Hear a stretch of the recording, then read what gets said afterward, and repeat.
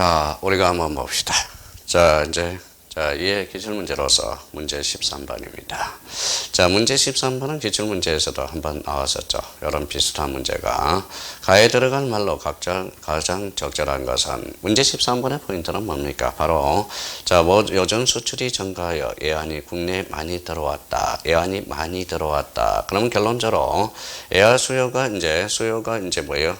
애완 수요가 많이 들어오고 있다는 거죠. 그러면 이거는 자, 문제 13번은 관련돼서는 이런 것들을 우리가 해야죠. 환율 상승과 자, 환율 상승이라는 거에 포인트를 잡아야 되고, 환율 상승에서 환율 하락이라는 게 있어요. 하락이라는 게 하락이라는 이런 의미를 잡았었죠. 이거는 애화 수요 측면에서 애화 수요가 있고 애화 공급이 있다고 그랬어요. 애화 공급이 있다. 여기에 대해서 애화 수요가 뭐다 늘어나는 게 애화 환율이 상승이 되겠죠. 환율 하락은 그러면 요거는 반대로 설명이 되는 거겠죠. 요거는 국내 가치가 반대로 하락할 수도 있고요. 요거는 국내 화폐 가치가 뭐다 상승이 되는 게 환율 하락이 된다라는 거야. 나가니까 돈이 고갈되니까 그만큼 뭐다 비싸지겠죠. 그러면 요거는 국내 가치 상승을 가져온다라는 거예요. 그렇다면 요 문제가 뭐냐? 자, 요즘 수출이 증가하여 애완이 국내에서 많이 들어왔는데 우리 경제에도 어떤 변화가 나타날까? 그러면 애화가 많이 들어왔으니까 환율이 하락될 가능성이 나겠죠. 그럼 다른 조건이 변하지 않는다면 그러면 거기 이 학생이 뭐라고 그랬어요? 환율이 하락하겠지 이렇게 나와야 된다라는 거예요. 그래서 이 문제 정답은 1번이 되고요. 이거는 경제 파트에서 정답은 우리가 1회 때도 우리 비슷한 문제가 출제가 되고요. 문제 13번과 관련돼서는 잘 정리해 주셔야 돼. 이거는 자, 그러면 우리 8편에 관련돼서 이거는 141페이지에 딱 정리가 되어 있어요. 그래서 기본서 가지고 있는 사람은 141페이지에 이 문제를 딱 정리해 달라는 거 부탁합니다. 이거는 환율 인상성과 환율 하락에 대해서 알고 있는지를 물어보는 문제가 바로 문제 13번이 되겠습니다. 자, 그러면 우리나라의 수리적 이치. 자, 그럼 봐봐요. 이번 문제 3번은 참 웃기는 문제입니다. 왜 웃기는 문제예요? 문제 14번은 참 웃기죠. 왜 웃겨요? 웃기잖아. 웃기니까 웃기는 거예요. 왜 웃겨요? 웃기죠. 왜 웃겨요? 수리적 이치를 봤잖아. 그럼 숫자가 나온 걸 고르면 되는 거지, 뭐, 이거에. 그럼 정답은 3번이 아니에요. 눈 감고도 풀어야 돼요, 문제는. 수리적 이치를 물어본 거잖아. 수리적. 그렇죠. 그러면 경도상으로 동경 124도에서 132 사이에 이치한다. 얼마나 웃기는 문제입니까? 그러니까 나름대로 문제 의도를 몰라서 그럼 내는 사람도 이상하지만 틀린 사람도 이상한 거예요. 그렇잖아요. 그렇죠. 그러면 문제 14번의 정답은 몇 번이 됩니까? 3번이 돼요. 수리적 이치를 물어본 거고 이거는 제1편 뭐예요? 제1편에서 우리가 나오는 거고 이거는 1편 문제로서 국태와 지리 정보에 관련된 문제가 되겠네. 그러면 문제 14번의 정답은 3번이 됩니다. 나머지 한번 볼까요?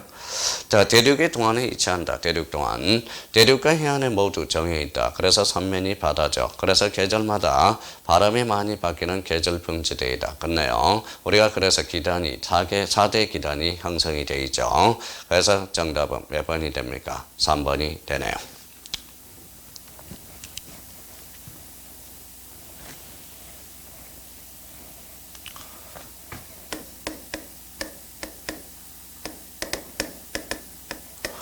자, 문제 15번이겠죠. 다음 중 지도에 대한 설명. 지도가 또 나왔네요. 아까는 지리서. 자, 지도와 관련돼서 나왔네. 지도는 항상 우리나라는 대표적으로 조선 후기, 조선 전기하고 조선 전기 지도하고 조선 후기를 나눠보셔야 된다는 걸 꼭 기억해 두시고 이거는 제1편 우리 국토와 지리정보에서 페이지 12페이지에 나와 있다는 거네. 12페이지 단골 메뉴마다 페이지가 되네요. 자, 12페이지 단골 메뉴. 자, 단골 메뉴 지문이 되고요.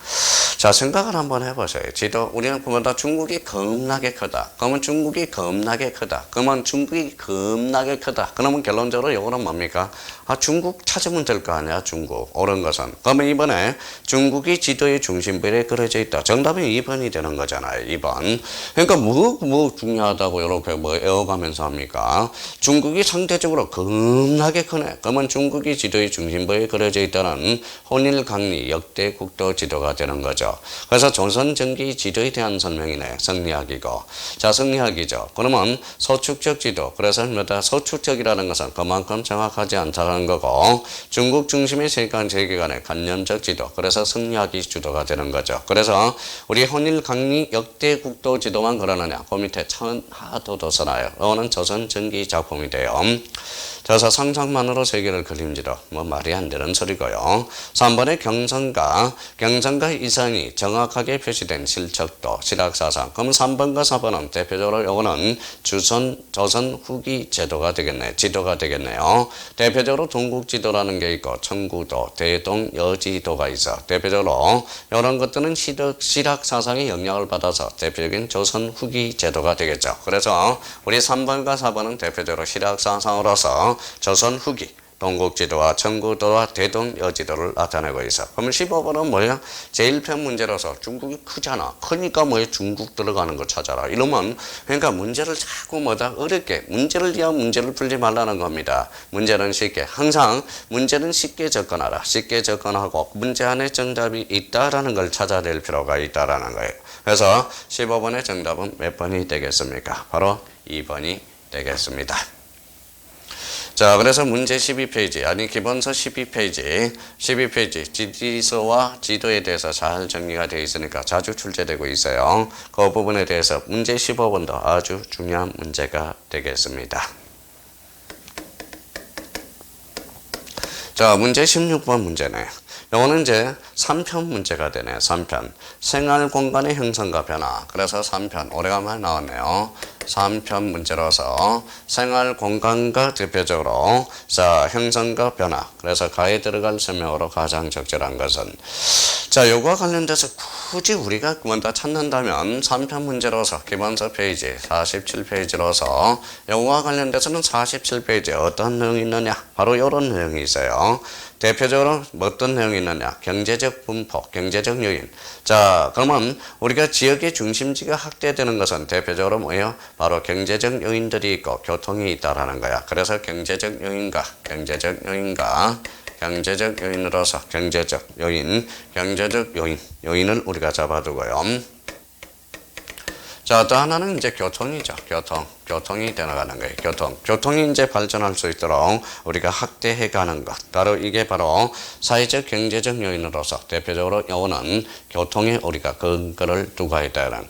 자, 교통이다. 그러면 교통, 이것도 그래요. 교통이니까 뭐다 띠띠빵빵 멀리 갈 수 있잖아. 그러면 통건통학권을 골라라. 정답은 2번이 되겠죠. 그래서 기능 지역은 중심지의 기능이 주변 지역에 미치는 범위를 말하며 교통이 발달한 경우 그 범위가 더욱 확대되어 자, 그 예로는 상권, 도시권, 통건, 통화권이 등이 있다. 그래서 교통, 그래서 정답은 2번이 되죠. 그래서 16번의 정답은 2번. 교통, 뭐 당연하죠. 요즘은 KTX가 나와서 우리가 2시간 반 40분 만에 서울에서 부산까지 달려갈 수가 있어요. 빠르기는 참 빠르더라고요. 많이 우리 타보셨겠지만 여기도 그렇고 여기 형님 누님들도 파봤었겠지만 참 빠르기는 하대요. 그런 측면에서.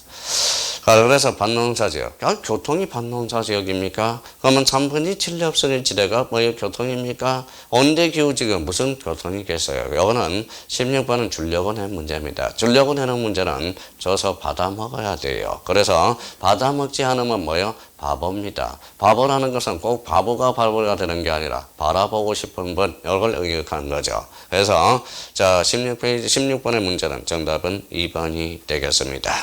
자, 문제 7번으로 이제 가보죠.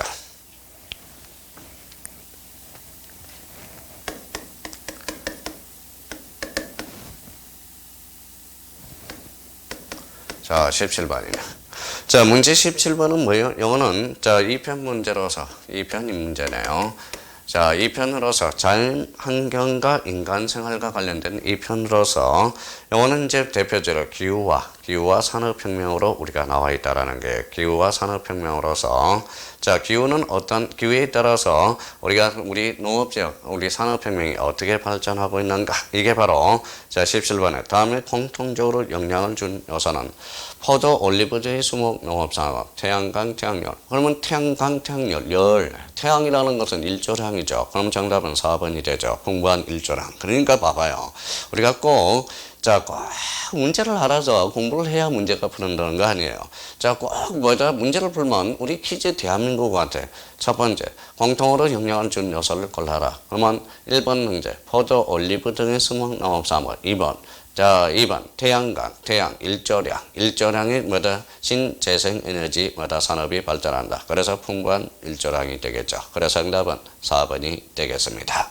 그러다 높은 습도는 아니겠죠. 강한 바람, 강한 사람인데 무슨 태양열이 발전하겠냐고. 연교차. 그래서 정답은 문제 17번의 정답은 4번이고, 기후와 산업활동과 관련돼서 대표적인 문제가 될 수 있고, 문제 17번은 제2편 문제로서 대표적으로 자연환경과 인간 생활과 관련돼서 우리가 대표적으로 나온 문제가 되겠네요.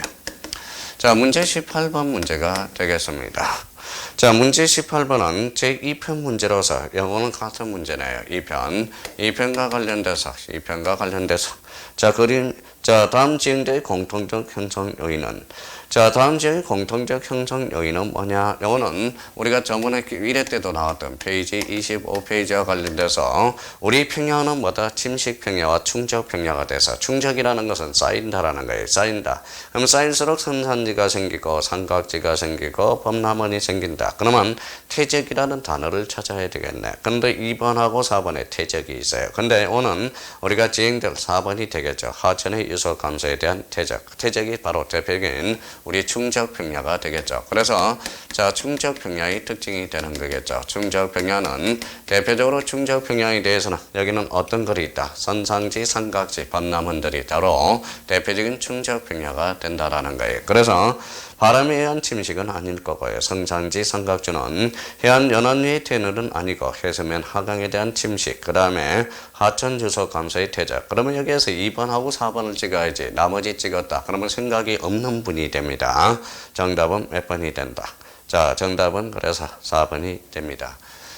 자, 제주도에 가면 노래 있죠. 제주도에 가면 물도 많고요. 바람 많고 돌도 많고, 그 다음에 뭡니까? 자, 이런 노래가 나오죠. 그러면 자, 문제 19번 문제가 되겠죠. 자, 문제 19번 문제도 바로 뭡니까? 제2편 문제로서 자연환경과 연결. 자, 바람이 날라옵니다. 휙 날라오죠. 그러면 마음이 다 갖고 있네. 자, 이게 방풍님이 돼. 방중님이 돼요. 바람을 막아줘. 그러면 요거는 결론적으로 해풍으로부터, 바다로부터 해풍이라는 거죠. 막아주는 게 방풍님 역할을 하는 게 있어요. 그래서 제가 뭡니까? 제주도에 한번 신혼여행을 갔을 때, 제주도 해안 지도에 주로 뭐가 남아있어요? 항나무들이 쫙 써 있잖아. 그 항나무가 바로 제주도의 어떤 바람을 막게, 해풍을 막게 해서 하나의 방풍님 역할을 하게 되는 겁니다. 그렇다면, 그러면 이제 뭡니까? 거기 제주도에 이제 감귤 논사가 많죠. 그 주변에 뭡니까? 뭘 하나 다 심어놨어요. 그 울타리를 한번 봐봐요. 방풍님으로서 자, 돌을 높게 쌓아놨든지 아니면 자, 거기에 대해서 향나무를 쭉 해가지고 바짝바짝 붙여서 바람을 막아줄 수 있는 방풍님 역할을 하게 된다. 그러면 봐봐요. 바다로부터 쭉 나오잖아. 해풍. 그러면 해풍을 찾아야죠. 해풍으로부터 마을을 보호하는 역할을 하고 있다. 그러면 그 나무가 바로 대표적인 방풍님이 되고요. 여기 이제 대표적으로 해안지형의 발달과 관련돼서 이 문제는 대표적으로 페이지 26페이지에서 페이지 27페이지 기본서에 나와 있습니다. 그래서 정답은 뭡니까? 3번이 되죠. 아니, 주요 염전으로 이해한다. 염전이 왜 갑자기 나와요? 거기 A 부분이라고 나와 있는데, 간척 사업으로 통해서 농경지를 이용한다. 간척지. 그죠? 요거는 뭐예요? 우리가 서해안 쪽으로 가는 거죠. 메꿔야 되겠죠. 자, 그 다음에 바지락굴과 같은 수산물 양식장으로 활용하고 있다. 어떻게 지금 해안지역의 모식도에서 A 부분이 되겠습니까? 바람을 막아주는 방풍 역할을 하게 되죠. 이게 바로 페이지 26페이지에서 27페이지 우리가 나와 있다라는 겁니다.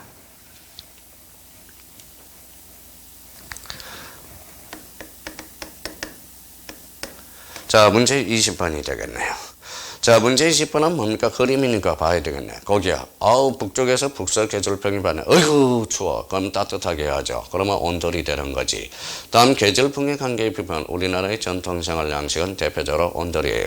반대 방향으로 보면 부채라든지 모시오, 대청마루가 나오겠죠. 근데 북서 계절풍이 불기 때문에 이거는 대표적인 온돌이 되겠죠. 자, 춥죠. 추우니까 온돌 따뜻해야 되잖아. 그러면 요거는 이제 대표적인 계절풍의 영향으로서 우리 요 20분의 문제는 22편으로서 자연환경과 인간생활로서 요거는 페이지 몇 페이지에 규정되어 있느냐 아마 이렇게 써놔요. 페이지 32페이지에서 33페이지로 해서 거기에 대한 뭐라 나왔느냐. 자, 우리 바람이라는 게 있어. 바람. 아까 바람 문제 하나 풀었었죠. 바람. 김범정 생각이 나네요. 자, 바람과 관련돼서는 항상부는 항상풍이 있어. 그래서 항상풍을 뭐라고 그러냐. 이걸 뭐라고 그래? 대표적으로 타글풍이라고 그러기도 하고 순환풍이라고 그러기도 해요. 그러면 우리의 계절에 맞게 부는 게 바로 계절풍이라는 게 탄생하게 되고 계절풍. 그 다음에 이제 뭐다 저기 자 남쪽에서 따뜻한 바람이 불어와요. 그래서 열대는 열대 이동성 뭐다 저기압 이동성 저기압의 바람이 또 생기죠. 저기압의 현상이 생기고 열대 이동성 저기압이라는 거예요. 여기에 대해서 이제 국지풍이라는 게 물죠. 국지풍. 따라서 국지풍이라는 게 대표적으로 우리 국지풍이 뭐라고 그럽니까? 이게 바로 뭐라고 그래요? 자, 국지풍이 지상풍이라고 그러기도 하죠. 그래서 이제 나름대로 우리 바람에 대해서 영향을 주는 거. 바람 그러면 한상풍, 계절풍, 열대 기준성, 열대 이동성 저기압이 있고 국지풍이 있다라는 겁니다. 그래서 이거는 기본서 32페이지에서 33페이지에 우리가 나와 있고요. 자, 시군의 북서 기절편 따뜻해야죠. 정답은 1번이 되겠습니다.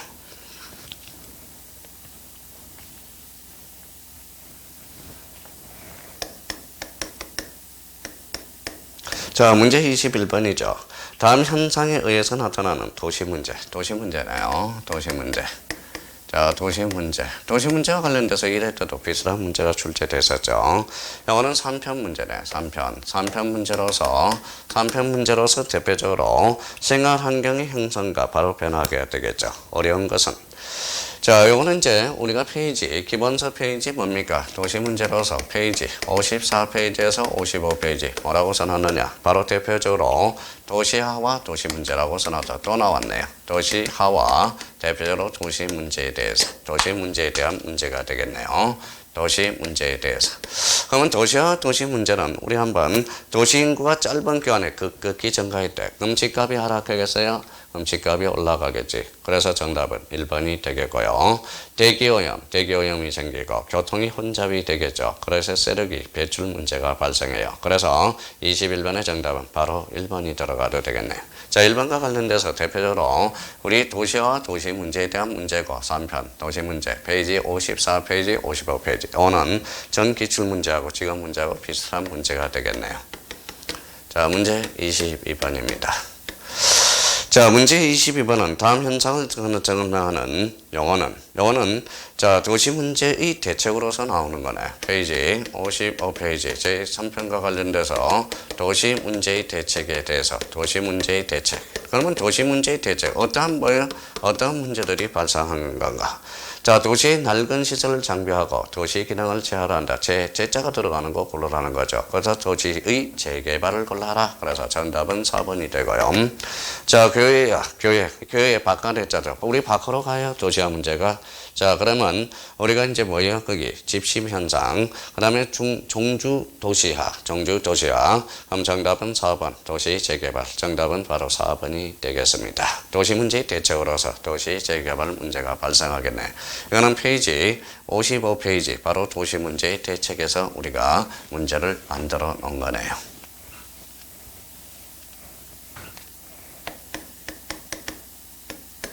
자, 문제 23번입니다. 자, 문제 23번과 관련돼서 발표적으로 요 3편. 자, 3편과 관련돼서 뭐가 나오는 거냐? 이거는 대표적으로 공업입지론과 관련돼서 공업입지론 유행이라는 게 나와 있어요. 공업입지의 유행. 얼핏 한번, 이것도 계속 지금 나오고 있죠. 공업입지 유형으로서 이거는 3편 문제로서 페이지 49페이지 우리가 나온 거죠. 그래서 자, 어떤 거예요? 원료지향형인지 이런 것들입니다. 그러면 요거는 뭘 물어봤는지 봐요. 다음 지역의 산업 변화의 결과로서 나타낸 특징으로 가장 적절한 것은 이 지역은 1960년대 섬유, 봉제 산업이 주로 입적하였는데 2000년에 디지털 산업 단지로 변경하면서 반도체, 정보통신, 패션, 디자인 관련 산업들이 들어서고 찬담이라는 것은 첨단 특징은 부가가치. 그래서 자, 부가가치가 높은 기술 집약적인 산업이 증가했다. 그래서 정답은 4번이 되고요. 그래서 4번은 대표적으로 뭐예요? 직접 지향형이네. 직접 지향형.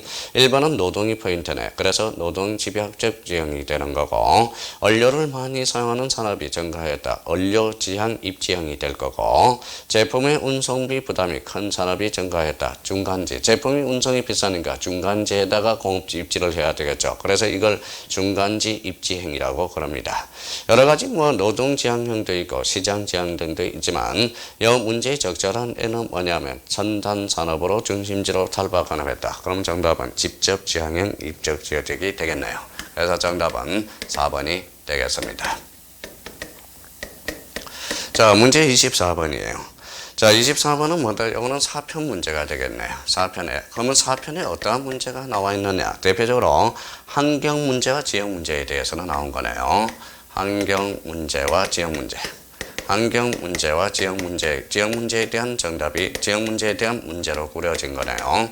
아마 환경 문제와 지역 문제로서 이거는 우리 기본서 페이지 마다 72페이지부터 이거는 73페이지까지 문제를 꾸려놓은 게 바로 문제 24번이 되겠네요. 자, 24번에 또 박스 문제니까 봐야 되겠죠.